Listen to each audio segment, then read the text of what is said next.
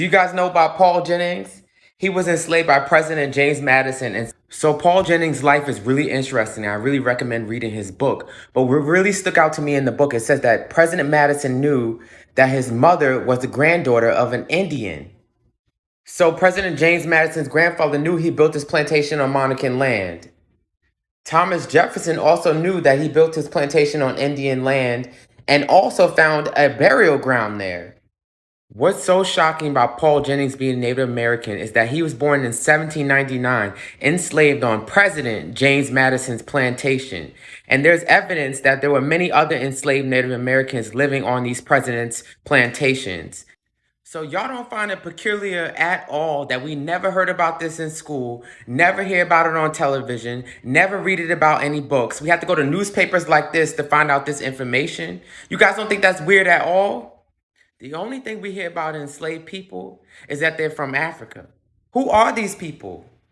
You have this article from 1775, and it says that William Tabb and Robert Goodloe were looking for their enslaved runaways, and one of them is Charles of the Indian breed.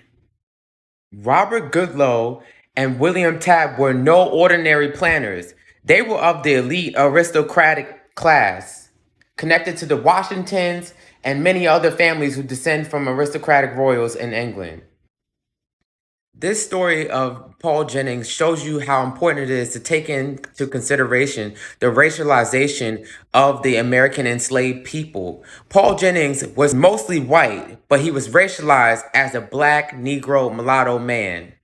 These newspapers really show you how the English thought about mixed people. They speak of the Mexicans as being of an inferior race. Here they refer to them as mongrels. Because the Anglos associated mixed race people with their inferior race, no matter the admixture, how many people's histories really have been erased? And if everyone's curious, here's Paul Jennings' descendants.